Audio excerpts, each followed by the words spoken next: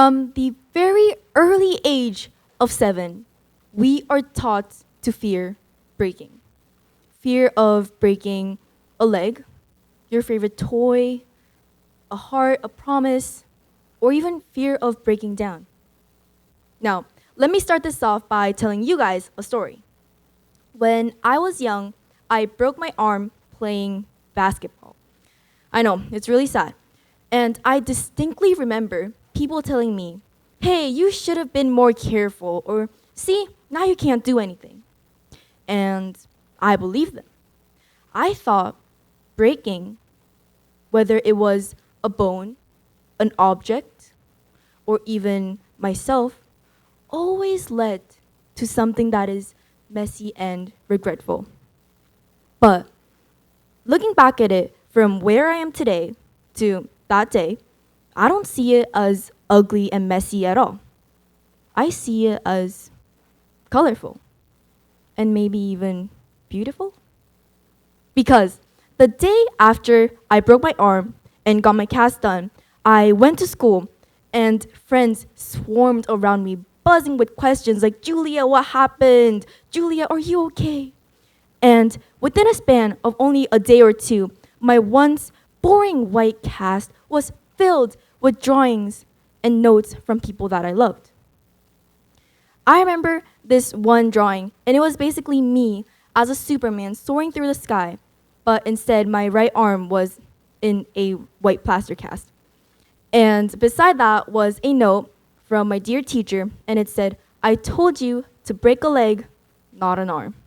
I know, fun times, right? But the drawings, were they a little messy? Yes. And the writings, were they a little crooked?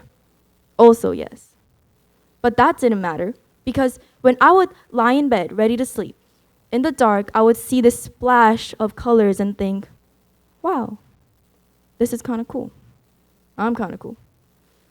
And from that, I came to a realization that everything beautiful that I have ever seen was once broken. Like my father's hands, which are a little lined and scarred, yet it is strong enough to hold the weight of my family. Or like my friend's smile, which is the most prettiest smile that I have ever seen, but it's a little jagged at the edges because I've seen it being carved from grief and struggle. And the cool thing is that if you think about it, it doesn't stop at people, it's also in moments. The most cherishable parts of my life weren't the picture perfect snapshots. They were the nights when I thought I couldn't keep on going, but somehow did. They were the friends who admitted I'm not okay, and in that honesty became more real, more human, and more beautiful.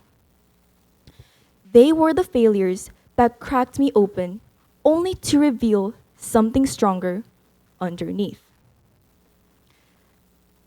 Maybe, only maybe, all of us are like bowls. Now, let me explain. Bowls, just like humans, have different shapes, sizes, colors, and textures, and not two are the same. For example, I see myself as a wooden salad bowl.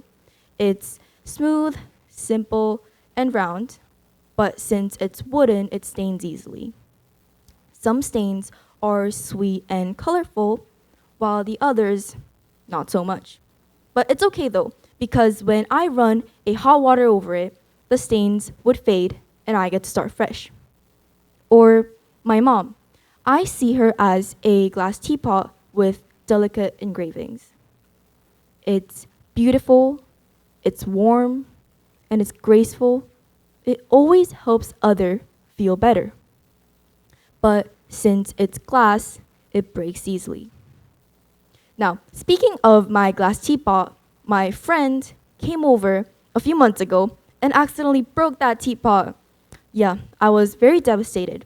But from that event, I came to a conclusion that no bowl will stay perfect forever. So, what do we do when our bowls, ourselves, break. Is it the end? What happens now? Well, that is where the Japanese art of Kinsugi comes in. Kinsugi is repairing broken pottery with liquor mixed with gold, silver, and platinum. So what we do here is basically, instead of hiding the cracks, we highlight them. So what was once an ordinary object can become extraordinary. When I first saw a kintsugi bowl, I was amazed because it would have been just another plain object in the cupboard, yet the breakage transformed it. The gold seams made it more radiant, and it almost felt like it was meant to be broken so it could become art. The same is true for us. Our bowls will break, maybe from heartbreak, failure, or even that one childhood memory that lingers like the cracks on the surface. Every fall, every breaking, and every impact will leave its mark. But the beautiful thing is that breaking is not the end. Breaking is the beginning. Because when we break, we open up the chance to be repaired with gold. Take my kintsugi moment. A year ago, I was competing in a big debate tournament, and me and my partner poured everything we had, last drop of it, our souls, time, effort, everything.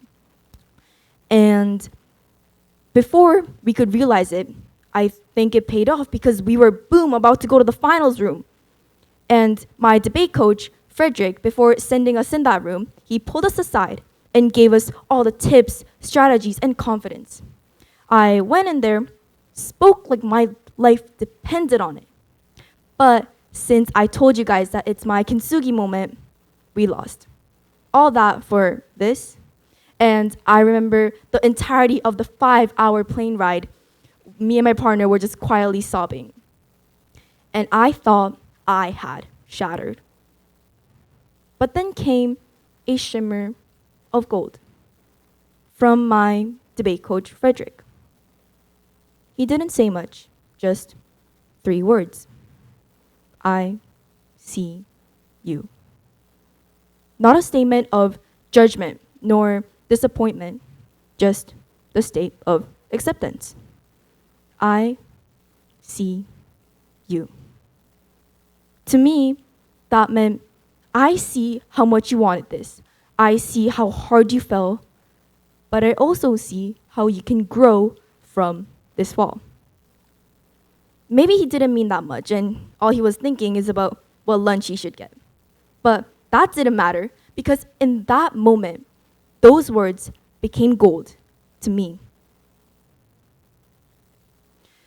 Kinsugi teaches us this.